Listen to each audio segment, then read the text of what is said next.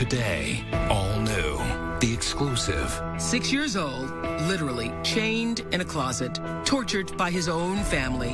Now, do you remember the very first time you were put in the closet? He is ready to tell his story for the first time.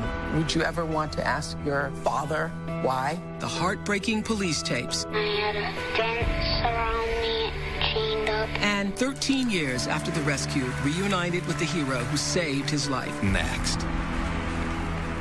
It was the year 2000 when we told his story.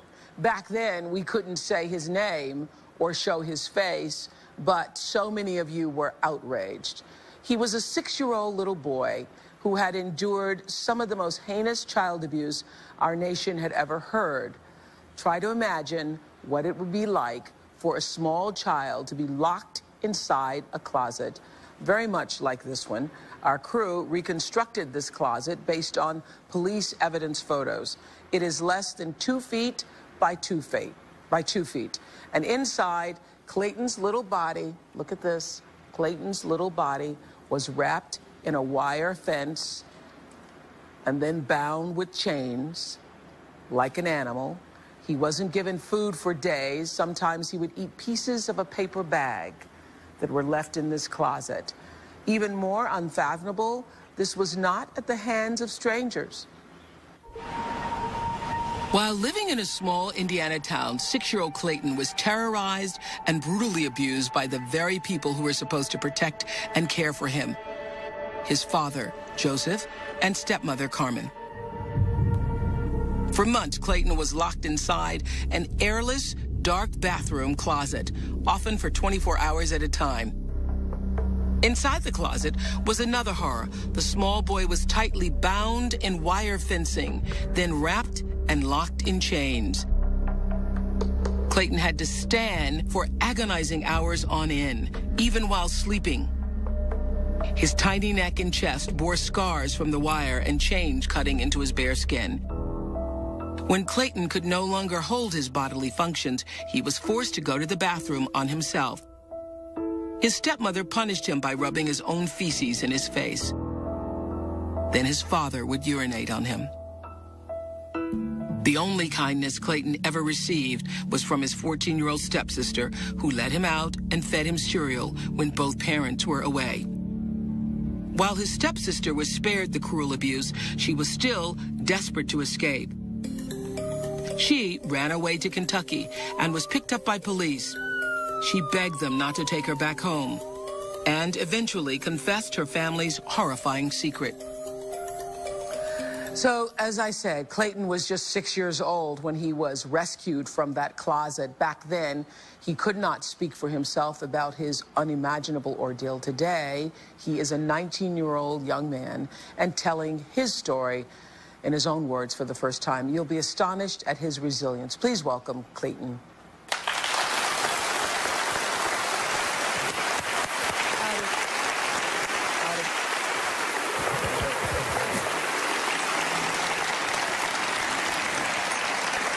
So welcome. Thank you. Welcome. So what do you remember about those years? Do you remember the very first time you were put in the closet? I don't. I mean, I remember being in there and just wondering, you know, when am I going to get out? And just, it seemed like forever, an eternity that I was in there. The police believed that you were locked in there for, what, 3 to 6 months, they say. Yeah, What do you have any idea? I was in there, you know, quite a bit. I mean, very seldom was I let, you know, out. And when I was locked in my bedroom. And do you remember your stepsister letting you out to feed you cereal? Yes, Cheerios. Cheerios. So, I mean, it was when they left, very seldomly. When they were both gone, you know, she'd let me out. I'd sit down and watch TV with her, have cereal, sandwich, whatever. You know, just. Were there ever any other children around near you? I mean, outside maybe. Yeah. But I mean, could you ever like go and play with other children? No, never. I mean, I wasn't a kid at all. Do you remember being in the closet and thinking, why? I do. I just asked myself, why are you doing this to me? I wondered why couldn't be a normal child, and why I had to be confined And what I did wrong, I just never got it, never understood. Did you have a sense of, because many times when somebody has been treated badly for so long, that becomes their normal, but did you have a sense that other kids aren't treated this way, that this isn't normal, that this is wrong? I did, more so that, I mean, I was just wondering what I did wrong. I mean, they never specifically, explained it to me. They just, punished me. So you would be screaming in the closet? And I mean, it's just... And what would happen when you were screaming in the closet? The dish soap, they'd put dish soap in my mouth and just leave it. They wouldn't rinse it out. They wouldn't, I mean, so I just had to, endure that taste. And I mean, I still to this day, I can't stand the smell of it just because of, And what would they be doing, do you know, while you were screaming in the closet? Anything from, being at work, from, sitting and, watching TV, to showering together, and a couple feet away from me. Because this was in the bathroom, this Yes, closet this was in the bathroom. bathroom. So when Clayton was first rescued, the police officer who interviewed him recorded the conversation. Now, I know those of you who are here on our audience and in our audience outside of the studio can remember your own 6-year-old self. And many of you can remember raising your children or are still raising your children who are at this age. So imagine this. Can you tell me what your name is? Clayton. Okay. You told me about a closet that you sometimes had to go to when you were bad. Yeah. How did they keep you from getting out of the closet when they put you in there? They had a lock on there, and I had a fence around me, chained up on the fence. It was wrapped around my legs, around... Under your arms? Yeah. Okay. That's how my arm gets hurt. Do you ever stay in there for a few days at a time before you ever come out? Yeah. Without ever coming out? Yeah. When you have that fence and chain around you, do you lay down in the closet or can you lay down? I can't. It's too little. So you sometimes stay in there all day and all night and have to sleep in there? Yeah. Is it hot in the closet? Yeah. Do you sweat? Yeah. Did you ever get hungry while you were in the closet? Well, hungry, and sometimes they didn't give me a drink when I was thirsty in the closet, and I was very thirsty. Did you ever go all day without eating? Yeah. What about when you have to go to the bathroom? What do you have to do? Sometimes I have to pee in a cup because I have pee on my feet. You pee on your feet? Because I pee on the floor. Because I pee in my pants and it goes down my legs and it gets on the floor and I step in the pee. Do you ever cry while you're in there or holler for anybody to let you out? Right. Holler and I cry. Cry? Yeah. Does anybody come when you cry? They wait a long time. If I don't shut up, they get the dish soap. You heard those tapes for the first time yesterday. Do you remember that conversation? It just seems so surreal, like it happened, yesterday. What happened to that little boy? He never got his childhood. I mean, I was adopted, and I mean, I kind of got a little bit of a childhood afterwards, but I mean, that chunk of my life, it just seems like from there, from when I was born all the way up to being 6, there was no childhood for me.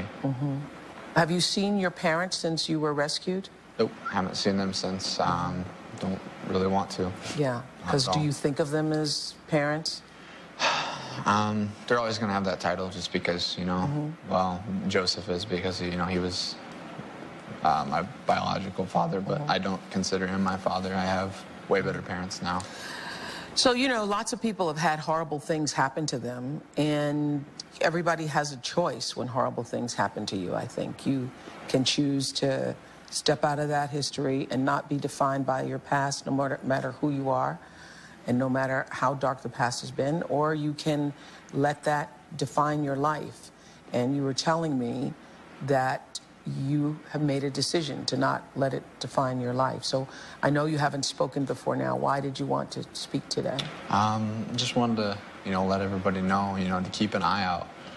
People had seen that I had been there at one time, and then all of a sudden I just was nowhere to be found, and they didn't think anything of it. I want people to see, to pay attention, to actually, look into things like that. I also want to show people that, you can come out of being, you can't let it define you to be a bad person. You have to grow from it and learn from it and be a better person. Have you grieved it, though? I mean, I can see you're being strong here, and you want to be strong, and I appreciate that. You want to be strong and, not be too emotional about it. But have you given yourself a chance to grieve what happened to your little boy self? I went through counseling for a little while afterwards. I didn't feel like it was helping. I felt like, I was handling it very well myself. I do maintain my composure. It hurts inside. It's just really, I'm a male, so it's hard for me to show those feelings to everybody else. But, Because when you hear that little tape, you could see people in the audience are crying when we hear your little boy voice, because everybody remembers how little you are at 6 years old and how trusting you are at 6 years old. And when you hear that, you feel what for that little boy?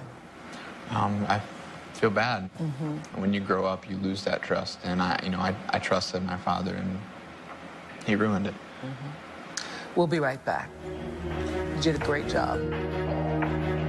Coming up, Clayton has never seen the disturbing police evidence photos. He's ready to see them now.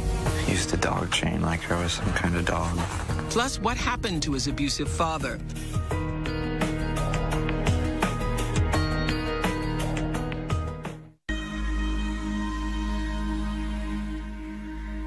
When Clayton was 6 years old, he endured months of daily abuse. His father locked him inside this small closet. His tiny body was bound with a wire fence and chains, often for 24 hours at a time. His parents tortured him relentlessly and starved him for days.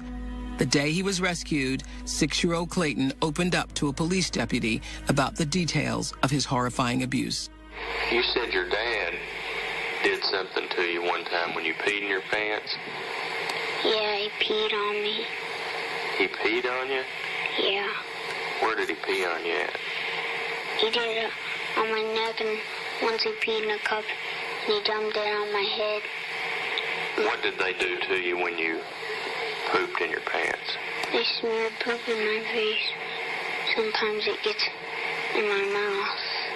Okay, who did that to you? Carmen. Clayton's stepmother, Carmen, and father, Joseph, pled guilty to neglect, criminal confinement, and battery, but each blamed the other for initiating the heinous crimes. An Indiana judge gave them the maximum sentence under the law, 4.5 years, but said he knew both deserved more.